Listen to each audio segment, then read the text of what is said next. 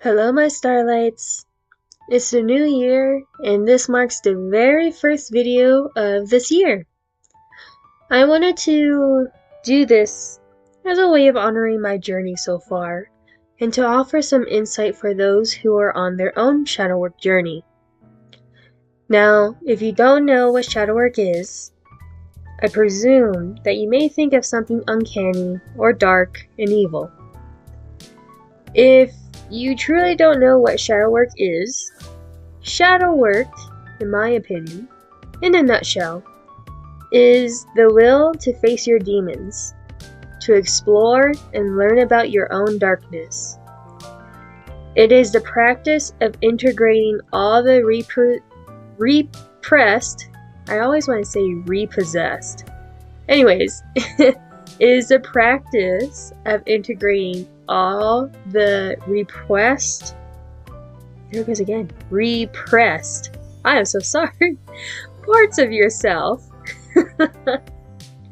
I've been doing it for quite a few years now, and I do it on and off. But I seem to have stayed stuck in it for roughly 3 years straight, and that was really rough. I really wanted to take my shadow work seriously and work on myself. I wanted to prove and show my spirit team that I can do it along with myself. Granted, at this time, I couldn't see a counselor as well, so I felt like I really had to be my own. And you know what? It was hard. And I say it was hard simply for the fact of learning to be your light and savior, to be nurturing in the midst of a dark storm, really listening to yourself as you break, as you feel, and then nourishing yourself, reminding yourself it's okay. And it takes a lot of self-awareness. Now, I'm just explaining my journey so far, mind you. I don't recommend doing shadow work as rigorous as I did it, unless you truly want to. During this time though, I was so focused on shadow work and healing and learning about myself, I forgot that I still had permission to do other spiritual things. I didn't need permission. But I became really stuck in my own pit of darkness of exploring to where I felt like I did. It was weird. It came to a point of last year, in 2025, that I was becoming spiritually and emotionally burnt out. I was forcing myself to do this work while exhausting myself. And my spirit team kept telling me how much I need to rest and just allow things to be. That I did the work, all that is left is to allow myself to receive, to be held, to allow myself to integrate and process what has all happened. Yet throughout it, I felt like I've forgotten how to rest, what it meant to simply stay still and let someone else step in for a while for you. I kept at it, thinking I wasn't doing enough for myself. I wasn't taking things seriously, and I couldn't help but be hard on myself. And that is an awareness, an aspect of my shadow I was so desperately trying to work on. It got to the point, however, I had dreams, several dreams in particular, but in this dream, two of my beloved deities I work with, kept delivering dreams to me of how I need to rest, slow down, and stop. I had a dream of walking in my room, and the light wouldn't cut on. I tried to light a candle at Loki's altar to give my room light, and it wouldn't light. No candle would at my altars. And I felt Abaddon's presence within my room, in the dark, and remember viewing an angel upon my TV, but it was so faint. And I heard in the other room my brother mentioning how much work I've done to myself. But something about this dream screamed to me upon waking up to just stop, that I, again, desperately needed to rest and pause. It felt like those two in particular, through that dream, were indeed screaming it at me, but in a very odd way. And it slowly started to feel like I was stuck. I wasn't going anywhere. I felt like I was in quicksand, trying desperately to move and get out. And in a way, it felt like my spirit team was doing this for my own sake, since I was being so stubborn on not resting and wanting to still tread on while burnt out completely. I knew, however, the right way to get out of the quicksand. Fighting against it makes it worse. And the same applies to shadow work. I just had to stop and pause. I had to understand that I didn't always have to do work for it to be effective. This too was a huge learning point for me in my own path.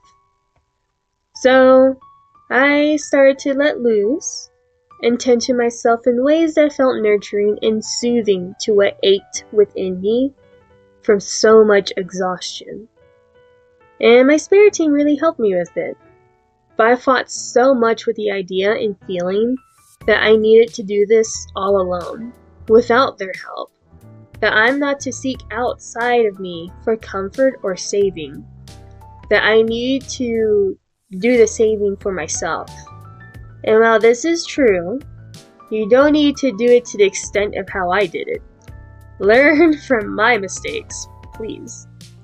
That yes, it's important for you to become your own savior.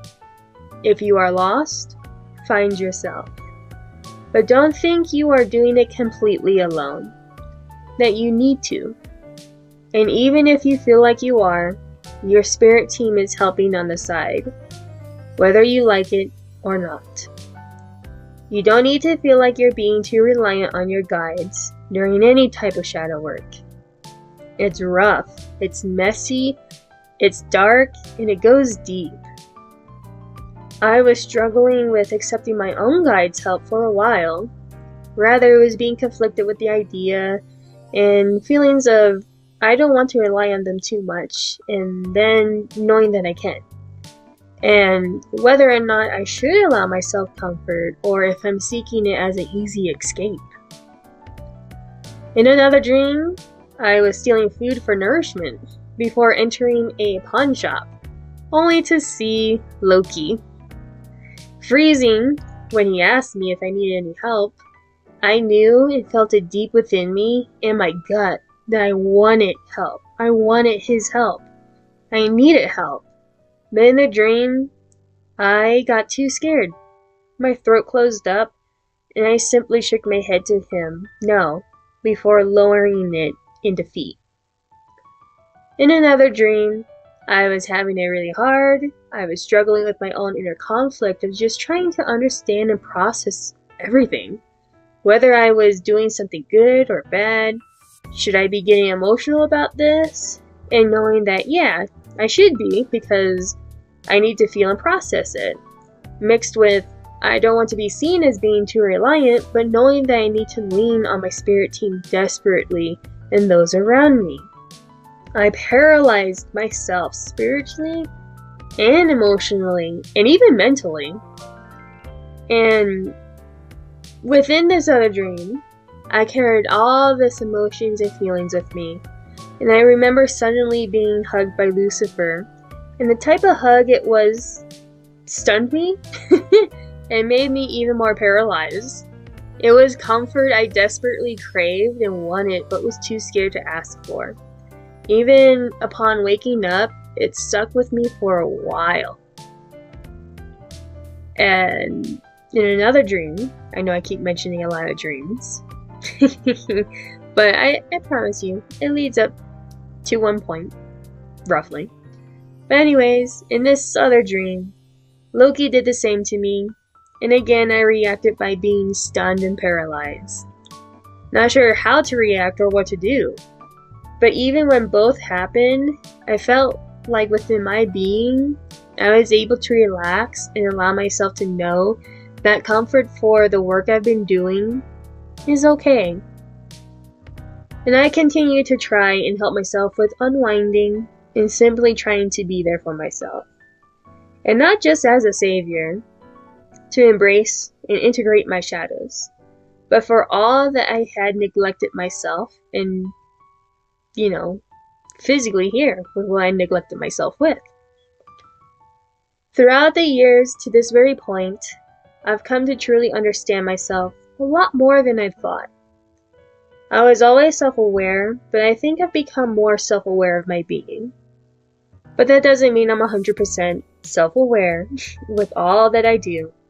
I'm not perfect in regards to that, for I am still human. But I've come to understand my ego more, how it shows, what hurts it, how it tries to defend and protect, the void that exists within us all, and how it's not as dangerous as one may think, how generational trauma lingers and is passed on, but can be healed and worked on through you alone. Through this journey so far, it's truly helped me to learn that other people's views and opinions don't define me, and honestly feel like something falling off your shoulder and you flick it off with no care in the world. It feels magical and empowering when you learn to master yourself, getting yourself and who you are. Really listening and understanding your turmoil and meeting it with a gentle hand or hug. It feels like taking your power back, reclaiming what was already yours, but got lost through the layers of dirt and sediment. However, as I've also realized, this is only the beginning of a path and journey that extends to other things within you. But it's up to you on which path you choose to take with it as you journey upon your shadow work. And all I really want to say is, please be kind to yourself. Take it easy and slow, and know you got this. If it becomes too heavy and you can afford it, please do this with a counselor. I could not for my own journey up to this very point, and I would not recommend it.